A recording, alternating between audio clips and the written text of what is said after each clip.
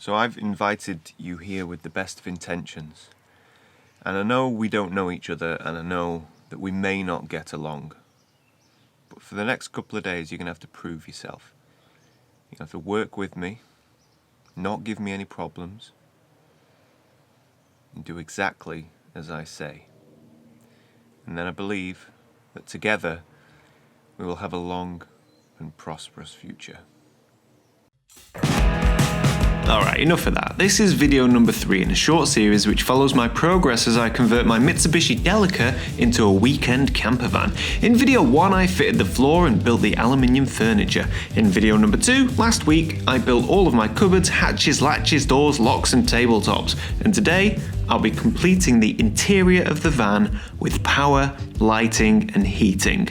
So stay tuned if you like to watch grown men cry. The first job is to put in the diesel heater, and this is the job that I have been dreading the most. This is what's made me most anxious and what I'm least confident about. I cannot emphasize enough how far outside of my comfort zone all of this is. But as they will tell you in every self-help program out there, the further outside of your comfort zone you are, the more you grow.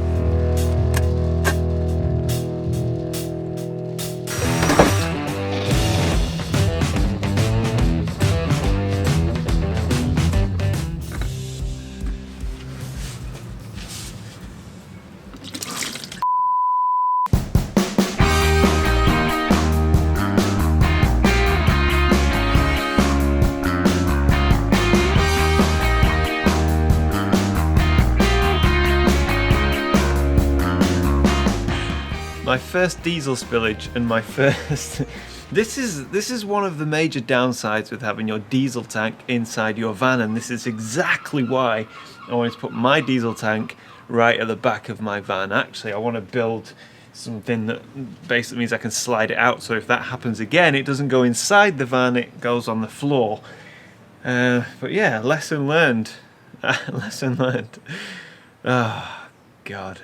It's taken me about half an hour to clean this up, and I've got to put the back door back together again and pray to God that it doesn't smell. At the minute it doesn't smell. I think I got it all pretty quickly, you know, paper towels, soap and water, spray, all that kind of thing. I think we got away with that.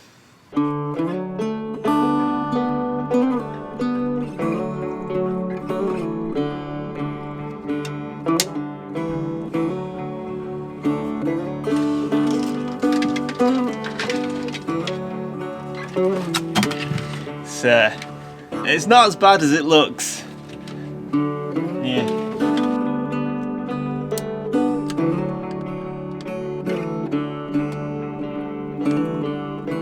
So the diesel heater is in, although it's not in properly. I've still got to tidy up all the wiring. I've still got to get a rubber grommet for the fuel line that's going through the floor, and I still need to bolt it down and silicone all around it to make it nice and sort of airtight, I suppose.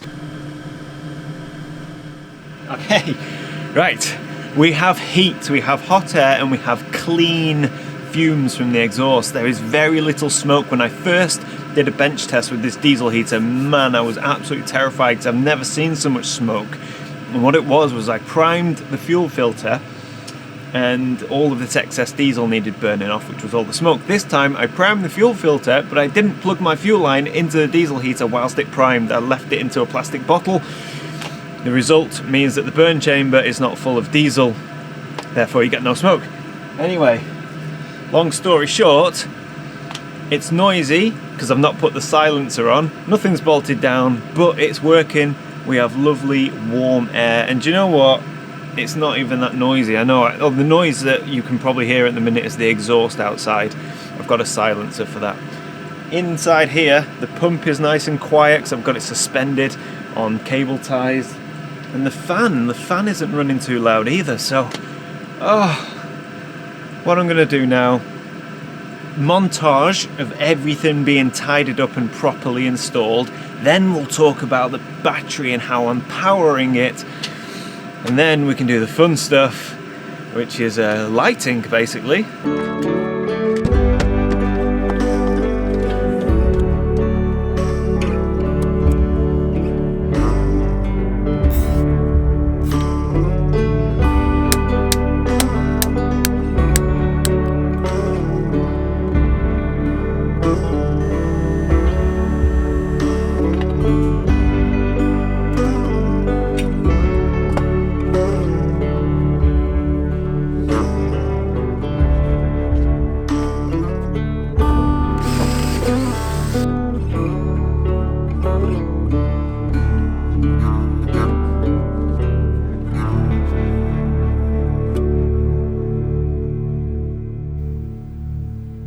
days.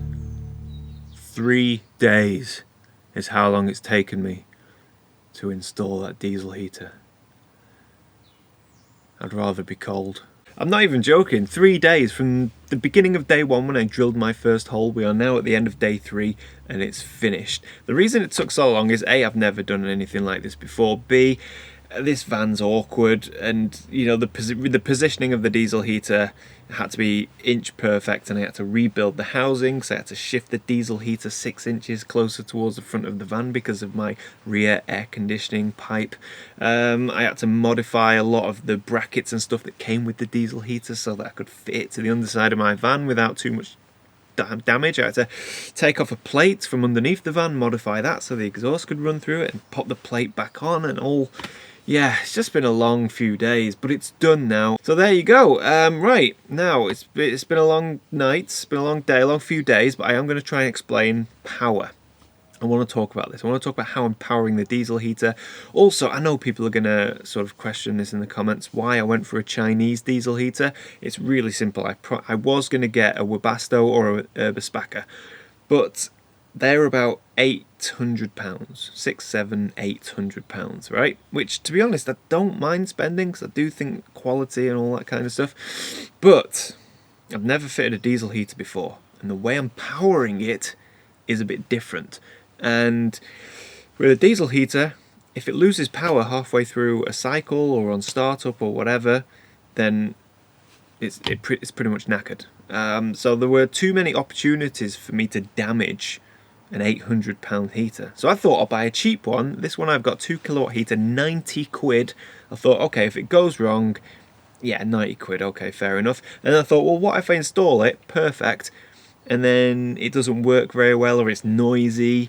Well, then I've already installed one, so I'll be more confident on spending the money on the more expensive heater. But I've got to say, it's absolutely spot on. It runs perfectly, it's quiet, it's nice, it's warm, it's, yeah, no problems at all, so I'll keep it for the time being. Right, let me talk about power, please stick with me. So I'm powering the diesel heater unconventionally. I do not have a traditional leisure battery in this van. I don't want a traditional leisure battery. I had a traditional leisure battery in my old van. I had 3 of them because they kept dying. The reason they kept dying is because I found it difficult to look after them, keep them topped up, keep them charged. My van is parked in the shade all day, so the solar panel didn't charge the batteries. I found it very difficult to plug my old van into the power to keep the battery topped up. So if I went away for a couple of weeks on a trip somewhere, on a photography trip, then the leisure battery would die, especially in the winter, and then it would be knackered. And I needed something I could understand, something that was easy, something that was plug and play, something I could take out of the van, take into my office, plug into the wall, keep it nice and warm and topped up. So that's what we have here. We have a Max Oak EB240. It's essentially a massive power bank. It's the same with the 𝐿𝑘𝐷s and the Goal Zeros and that kind of thing. This one is 2,400 watt hours, right? That means it's got a lot of capacity, If this thing's fully charged, I am confident it'll do me 5 days. That's a complete guess, I have actually no experience, but it would do me a long trip before it needed topping up. It's got 2 240 volt sockets at the back, it's got lots of power at the front, it's got a MPPT charge controller, solar charge controller in it, so you just get any solar panel, plug it in, bosh, no messing around. It's got fuses, it's safe, it shuts down if there's too much power, it's just good, you know, it's good, nice and easy. That's what I wanted, because I am not an electrician, as I'm sure you'll find out as this video goes on. The 12 volt port at the front of the battery, that is going to be used to power all of my accessories such as lights and things like that, but not the diesel heater. The reason not the diesel heater, the 12 volt port at the front, when it gets up to 100, oh my god, are you clicking off the video yet? The 12 volt port at the front of the battery, when that hits 110 watts, so when the accessories pull 110 watts from the battery, it cuts off. It's a safety feature, and so it should, that's good. Problem is with the diesel heater, although they are very efficient and they run at about, I don't know, maybe 20, 30 watts, something like that, 35 watts, when they start up, they spike. So they hit about 110 watts for about 30 seconds and then drop down. With this battery, that would mean as it's starting up, the chances are the battery's going to cut out. If that happens with the diesel heater and it cuts out, the diesel heater's knackered. Also, I'd have to turn all my lights off, all the accessories off, and then fire up the diesel heater. That is no good. So what I'm doing is I'm running the diesel heater off the two 40-volt sockets at the back of the battery. Are you with me? To do that, I need to get that 240 volt and I need to transform it to 12 volt. For that, I have a transformer. It's simple, you just plug the transformer in and it takes 240 volts and manages it down to 12 volts. That's what the diesel heater's running off. So it's got its own power supply. The 240 volt sockets at the back, they won't cut off until 1000 watts is hit. So much more capacity at the back of the battery. The great thing with the transformer, it's got two outlets. One for the diesel heater. I've also got a spare if I need any more accessories. So that is how I am powering the diesel heater. I hope that made sense. If not, I hope you skipped forward. Oh God, right, that's it. I'm going to bed. And pressure's on now. So I'm going to go to bed and then I think we'll do some soldering. Some girls, they want the moon, handed down by this week's buffoon. But my heart makes no such demand. I've made this short list. Please have a So you've just seen me soldering a positive and negative wire onto the end of LED strips. You can cut those strips into any length and then place them anywhere in the van and link them with a positive and negative wire. Now, I am not an electrician. In fact, 3 months ago, I didn't know anything about electrics, but what this van build has given me is the opportunity to learn some basic skills. So I've been in the garage, I've made mistakes, I've made short circuits, and now I finally feel ready to add lighting and electrics to this van, but I am not qualified, so I won't be showing any kind of great detail of what I'm doing. So those LED strips, they are self-adhesive, which is very handy. It means I can stick them straight onto the profile if I want to, or I can actually stick them inside the channel of the aluminium profile. That's really smart. They'll be really hidden and then the light's going to glow from the aluminium, and I'll be doing both of those, but also I'll be using this method. This is like a little 45-degree aluminium light bar.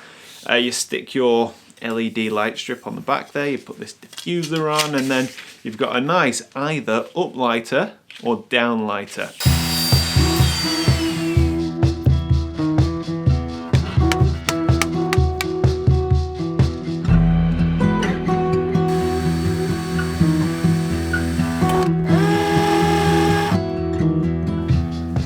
Oh God, no. Oh, kill me now. We're gonna glue these down. Bit of double-sided adhesive. Should look really nice.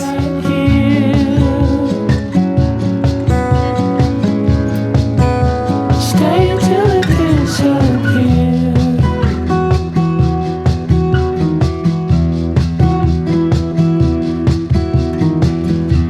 One way, gonna lay down, be still, won't waste another tear.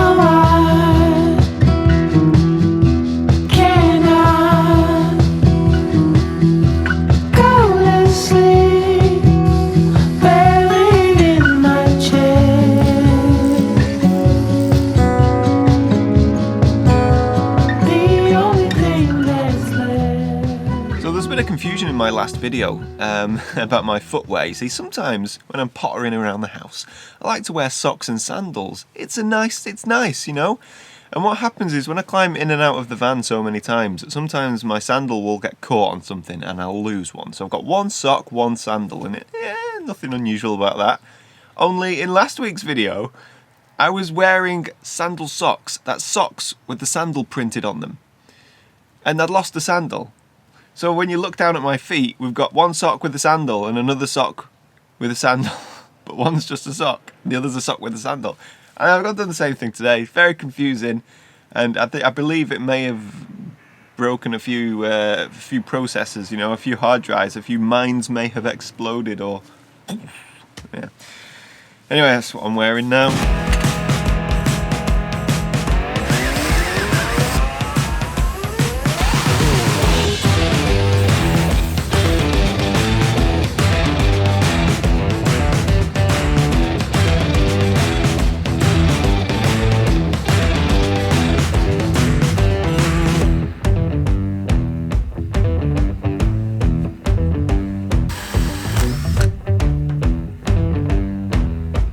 So my next door neighbour's getting a bit of maintenance work done on his house, so there's a bit of noise, if you can excuse that. Now, no 4x4 off-road extreme landscape photography vehicle for one would be complete without an inside-outside temperature gauge. Oh yeah.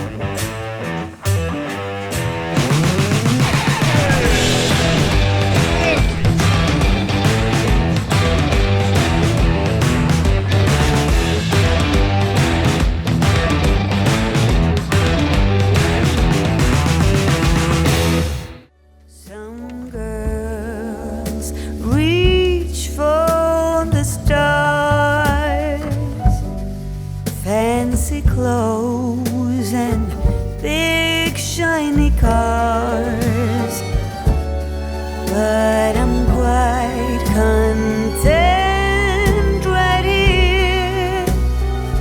Please read my short list, it's quite sincere to just sleep in all day and wake up in your arms to the sound of the rain on my window drumming away.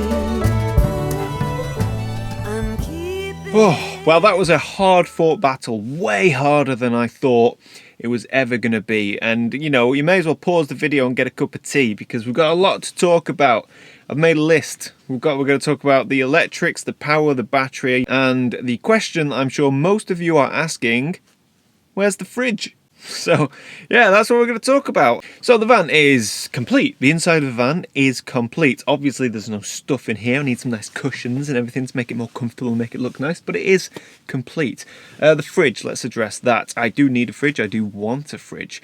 But it's not, I'm not going to get a fixed fridge like in my old van. I'm just going to get a portable 12-volt fridge, like a cool box type thing, you know, a compressor fridge, but a portable one. And I'm either going to stick it in between the driver and the passenger seat or in the passenger footwell. And it's just going to be 12-volt, and I can just run a 12-volt plug socket from my fuse box to somewhere like underneath the passenger seat would be a good location. I can hide all of the wires, not a problem, but they're so expensive. I haven't done any research. I don't even know my measurements yet of where it's going to go. So, you know, if you have any comments, any suggestions about good fridges, economic fridges that are very efficient and that don't cost an arm and a leg, because it's a hard pill to swallow dropping 600 quid on a fridge, let me tell you that. But yeah, the fridge, that's just basically a 12-volt accessory that I'm going to take in and out of the van. So let's talk about how the power works, basically. I've got my big battery. I've got one 12-volt plug, you know, like a cigarette lighter socket. That plug socket runs to the back of the van to a fuse box, which isn't in the location I thought it was first going to be. It's actually in a sub-floor. I've had to make like a false bottom of a cupboard because that fuse box needed to be accessible, and where I originally was going to put it, it was totally inaccessible, so it would have been impossible for me to wire accessories into the fuse box. I've got 6 fuses. I'm only using 4 of them at the minute for all of these lights. So I do have 2 spare fuses. One of those will go to a fridge, and I think the other one is going to go to some external spotlights that'll be like porch lighting. After that, I'd have to buy a bigger fuse box. So my lighting in here, as you've seen, obviously it's all LED. I've got these really nice reading lights. So when the main lights are off and I want a bit of stealth, I can just, hey, look at that. I've got these couple of reading lights. One's really so I can see what I'm doing on the desk, and the other one is here. So, you know, this is probably where I'm going to chill out most of the time, right at the back there, and that's a handy little reading light to read, obviously, or whatever. I decided to put my main lights on a dimmer switch. Let me just turn these off. Yeah, I was to put my main lights on a dimmer switch. Ooh, again, so I can, you know, control the ambient lighting in here. It's all kind of very, very soft, warm lighting. There's nothing in my face, nothing, as you can see, because it's quite dark. So this is how my lights are going to be for 90% of the time. Soft, subtle, stealth, one might say. And then if I need big lights, well, I've got my internal van lights. I replaced the bulbs with little LED pads that are super energy efficient. But these 2 lights here and here, they run off the van battery, so I'm not really keen on using these. It's more going to be a case of, oh, where did I put my lens cloth, put the lights on, and yeah, find my lens cloth. Actually, we'll put them on for filming. I think it's probably a good idea. Right, let's talk about power, because for me, with this van build, #1 priority over everything was power. So that battery that I'm using, that Maxoak EB240, oh my god, suits my needs perfectly. So at the back, you know, I've already said it's got 2 plug sockets. Those 2 plug sockets, one goes to this double socket with USB that I've got here on the side panel. That all works perfectly. The other plug socket goes to a transformer where I've got my diesel heater plugged in and my thermometer plugged in. I've also installed a carbon monoxide detector. Those rear sockets have a max draw of 1000 watts. Diesel heater and my thermometer are not going to pull 1000 watts. In fact, I'd struggle to pull 1000 watts. The socket at the front that have all my lights plugged in, that has a max draw of 110 watts. So what I did was I turned everything on. Diesel heater on full blast, all the lights on, even the internal cupboard lights, everything on. So everything full beans. Total draw was 120 volts. Not volts, that's quite a lot. 120 watts. What that means is with this battery fully charged, I could have the whole van, diesel heater, everything, full beans for 20 hours. That's how long it would last in theory, 20 hours. And I'm never going to have everything on. No way that scenario would ever happen. If you think about that in real terms, well, work it out. Few hours diesel heater, lights, an hour in the evening, maybe a couple of hours, so on and so forth. That battery's going to last forever. But just in case there is a solar charge controller in it, that is going to be the next video, solar panels and whatnot. Just like to remind everyone as well, this is not a van life channel, this is a landscape photography channel. So hello to all the new subscribers. There's a playlist in my description that links to all my on-location videos. And when I say on-location, it's in-the-field photography, traveling, hiking, all sorts really. Lots of nice photography. Well, that's subjective, but you get my drift. I installed cupboard lights as a bit of a luxury. The cupboard lights, you know, when you're rooting around for stuff in the cupboards and it's dark. So I thought it'd be quite nice to have some cupboard lights. That was a little treat. And I'm really happy with them. I also installed an external rear light so that, you know, I do a lot of my photography pre-sunrise, so I'll get my bag out and I want to be able to see what I'm doing, and, you know, maybe I need to change some lenses or fix some accessories, whatever. Well, there's a nice light at the back of the van that lights up my little work area. So I bought a new tank for my diesel heater, a new little fuel tank. I think it's leaking. I think there's seepage in the join. There's like a join in the tank. And there's a tiny bit of seepage, so I probably need to buy myself a new diesel tank. That's really disappointing, but, you know, buying cheap stuff off eBay is always a risk. So that looks like a bit of seepage. Yeah. So that's the van. I hope you like it. I hope you've enjoyed it. This isn't a tutorial. because I don't know what I'm doing with electrics, I don't know what I'm doing with van building. This is more just entertainment and hopefully give you some ideas about how your van could possibly be if you have a van as small as this. And this is a tiny van. I am banging on like no man's business, so I'm going to end it here. If you've enjoyed the videos, give it a thumbs up, massive help. If you are new here, consider subscribing. Usually I'm out doing photography, you'll be seeing a lot of the van out in the field, and obviously I'll be camping and sleeping in it. That's all to come. So yeah, cheers guys, and until next time. Oh, this is long. Until next time, bye for now.